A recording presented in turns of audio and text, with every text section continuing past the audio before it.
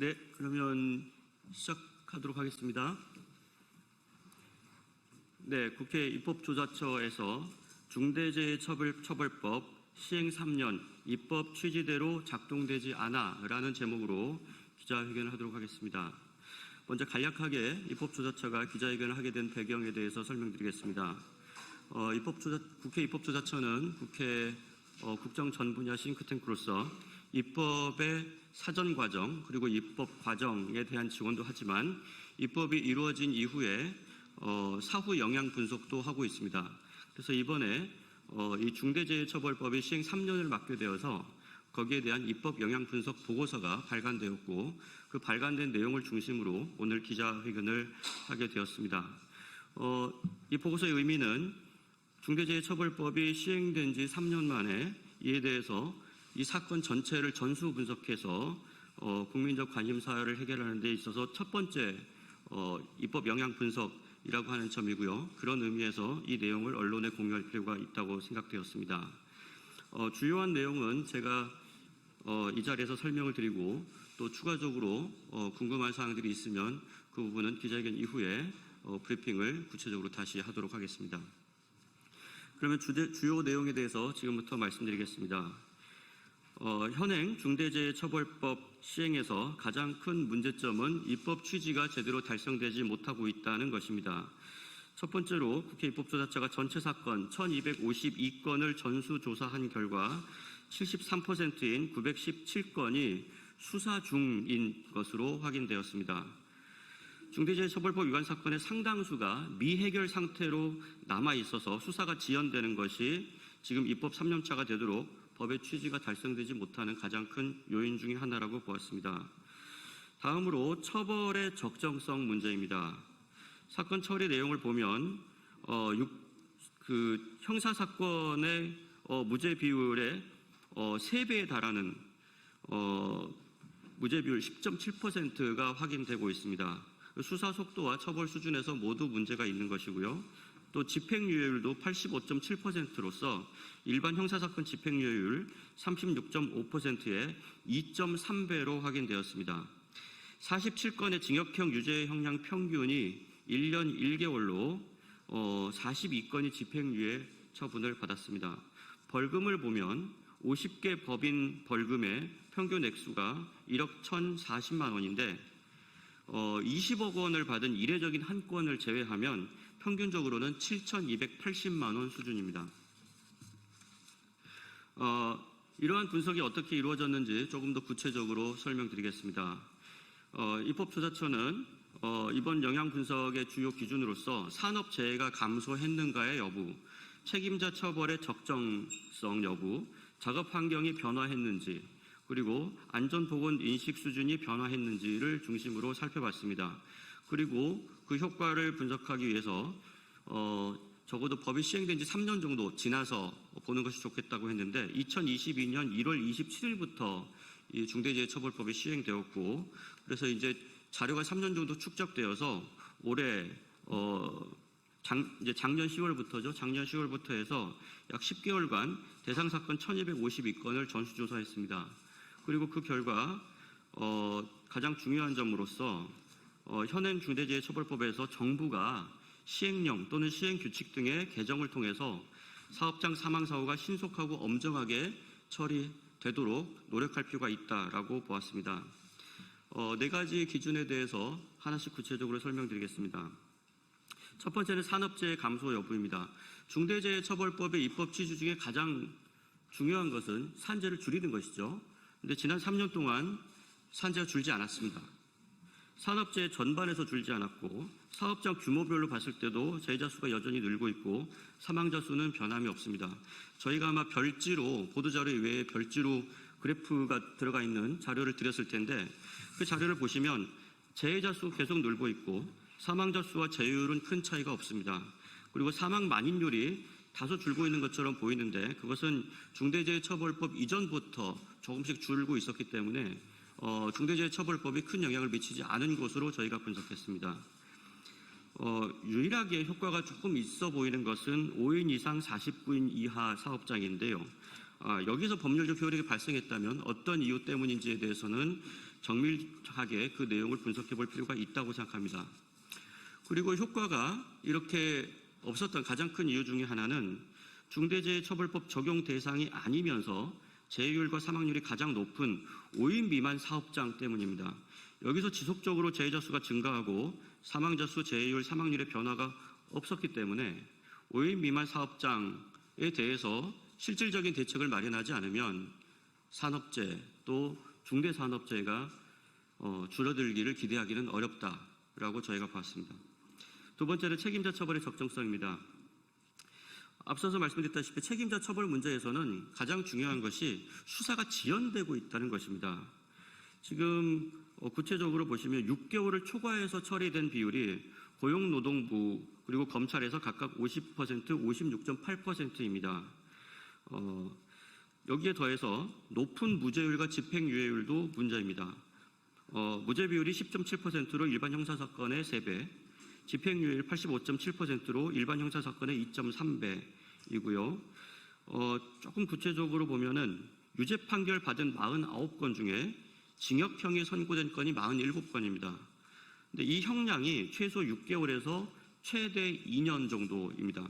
평균 1년 1개월인데 중대재해처벌법에서 정하고 있는 한선이 1년 이상입니다. 그러니까 여기에 근접하거나 또 대부분은 미치지 못했다는 이야기입니다. 그래서 중대재해처벌법의 원래 입법 취지, 책임자의 처벌을 강화해서 산재를 줄여보겠다라고 했는데 실제로 이 유죄 판결을 받은 내용을 보시면 한선에도 미치지 못하는 여러 사법적인 감경 사유들이 거기에 들어가면서 결과적으로는 이 법이 제대로 작동하지 못하고 있다. 판결에서 이렇게 볼 수 있는 것이죠. 그리고 아까 설명드렸지만 20억 원을 부과받은 한 건을 제외하면 벌금의 평균이 7,280만 원입니다. 이 7,280만 원을 받은 이 중대재해처벌법 사건은 2명 이상이 중상을 입거나 또 사망하거나 하는 굉장히 중대한 사건이죠. 그래서 처벌을 강화해서 벌금을 강화해서 법의 실효성을 높이겠다는 것인데 그 벌금이 7,280만 원 정도다라고 한다면 이것이 입법 취지를 달성하는데 충분했다고 볼 수 있느냐는 상당한 의문이 있다고 하겠습니다. 세 번째로 작업 환경의 변화, 안전보건 인식 수준의 변화입니다. 이번 분석에서 확인된 바로는 중대재해처벌법 시행 이후에 새로운 작업 방식이 도입되었다거나 현장에서 체감할 수 있는 수준의 큰 변화는 없던 것으로 조사됐습니다. 산업 현장에서 건강과 안전에 대해서 새롭게 정보가 제공되었다는 점을 찾아보기가 어려웠고 소음, 진동, 화학 제품 등 물리적 위험에 노출되는 정도에서도 변화가 없는 것으로 나타났습니다. 효과가 조금 있었던 부분은 어떤 부분이냐면 경영자들의 안전보건 인식 변화, 안전보건 관리체계 개선 등인데 하지만 중대재해의 실질적인 배후 요인으로 보이는 노동 강도에서는 거의 변화가 없었고 노동조합이 안전보건 관리에서 능동적인 역할을 하게 되는 변화도 관찰되지 않았습니다. 그래서 이러한 부분들이 전반적으로 중대재해처벌법의 실효적인 작동을 막고 있고 그리고 여러 가지 개선점이 필요하다고 보았습니다. 이에 대해서 국회 입법조사처는 입법 영향 분석을 통해서 4가지의 개선 방안을 제안했습니다. 첫 번째는 현행 법 규정을 보완할 수 있는 시행령과 관련 규정의 정비입니다. 지금 입법 취지가 제대로 작성되지 않고 있는 것을 입법조사처에서는 법 집행자들의 의지 부족 그리고 그에 따른 규정의 미비에 있다고 보았습니다. 법에서 처벌 기준을 시행령에 상당 부분 위임을 해서 입법을 당시에 했는데 시행령의 규정이 불명확하다는 지적이 계속해서 있었음에도 불구하고 그에 대한 조치가 이행되지 않았습니다. 또 시행 규칙도 존재하지 않습니다. 이런 상황에서 수사 중인 사건이 대거 발생하고 결국은 무죄라든지 집행률이 높은 것도 발생했다고 보고 있고요. 또 하나는 지금 시행 3년이 지났는데 양형 기준도 마련되어 있지 않아서 평균 1년 1개월 벌금 7,200만 원대 수준의 양형이 이루어지고 있는 것이 문제라고 봤습니다. 그래서 이런 부분들이 반드시 개선되어야 입법 취지가 달성될 수 있다는 것입니다. 두 번째는 수사 중인 사건의 비중을 줄여야 합니다. 지금 중대재해처벌법 관련해서 많은 사업장들이 지금 해당이 되고 있는데 왜 그 부분들이 빨리빨리 개선되지 않느냐? 수사가 지연되고 있기 때문입니다. 1252건 전체 사건 중에서 917건이 수사 중입니다.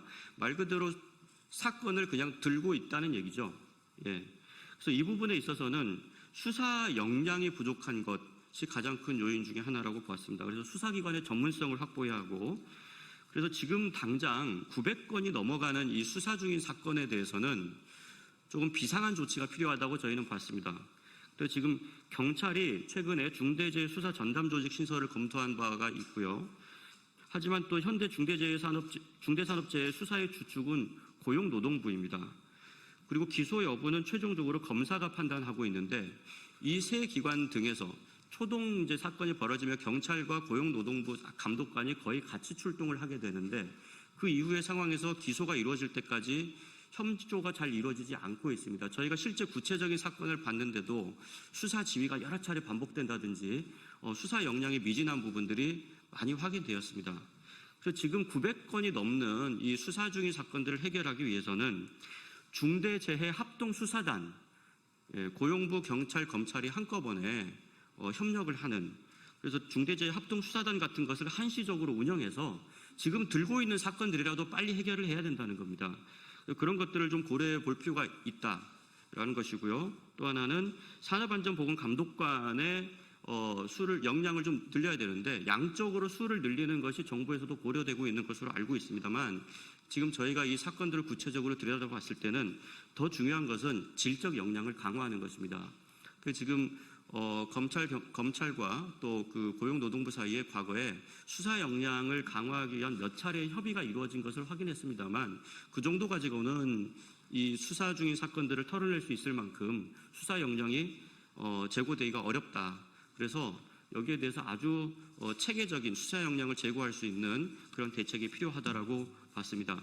그런 문제 해결에 노력이 있을 때 사건 처리 절차의 표준화, 또 신속한 증거 확보 같은 것이 가능하다고 봤습니다. 세 번째는 형사처벌 이외에도 안전보건 관리 체계가 자율적으로 구축될 수 있도록 하는 시스템을 만드는 것입니다. 산재를 방치하는 것이 경제적으로 이익이 되지 않는다라고 하는 구조를 만들어내야 되는 것입니다. 그래서 그에 대한 대안으로 저희는 인센티브제, 경제적 불이익, 제도적 인프라 지원 방안 같은 것들을 제시했는데요. 조금 더 구체적으로 보면 현재 기업들이 형사처벌에 대해서 만약에 산재가 발생하면, 중대재해처벌법 대상 사건이 발생하면 서류 중심의 형식적인 대응을 한다든지 외부 전문가 자문, 또 법적 대응 등을 통해서 해결하려는 경향을 보이고 있습니다. 그것이 경제적으로 좀 더 이익이라고 판단하고 있는 것이죠. 그래서 이런 부분들을 해결하려면 매출액 이익 연동 벌금제, 재산 비례 벌금제, 사고 이력 가중 벌금제, 이익 환수형 과징금제, 산재 보험에서 차등 보험률제 같은 것들을 적극적으로 적용해야 된다고 생각합니다. 매출액 이익 연동 벌금제 같은 것은 산재가 계속 나더라도 매출이 늘어나면 경제적으로 도움이 된다라고 하는 것을 불가능하게 원칙적으로 만들어야 된다는 것입니다. 네 번째는 입법 취지에 부합하는 처벌이 이루어질 수 있도록 양형 기준을 빨리 마련하는 것입니다. 지금 산업 현장에서 일하다가 사람이 크게 다치거나 죽어도 평균 7천만 원 초반대의 벌금을 내면 된다라고 하는 것이 과연 중대재해처벌법을 입법한 취지였는가? 그렇게 많은 사회적인 어떤 갈등 요인들을 극복하면서 합의를 이루어냈던 그 결과가 이런 것인가라고 하는 것에 대해서 상당한 의문을 갖게 합니다. 그래서 지금 말씀드린 대로 이런 양형 기준을 명확하게 마련해서 우리가 이 입법을 했던 그 취지가 달성될 수 있도록 법 집행자들이, 특히 행정부와 사법부가 노력을 같이 경주해 주기를 바란다라고 하는 의견을 저희가 제시했습니다. 그리고 앞에서 한번 말씀드렸지만 지금 중대재해처벌법의 실효성을 높이고 그 의지를 확인하기 위해서는 지금 들고 있는 사건, 900건이 넘는 수사 중인 사건들을 어떻게 해서든지 공조수사를 통해서 빨리 해결하는 것이 가장 중요하다. 이 점을 다시 한번 강조드리고 싶습니다. 네, 이것으로 브리핑을 마치고 구체적인 질문에 대해서는 저희가 백브리핑에서 다시 한번 설명드릴 수 있도록 하겠습니다.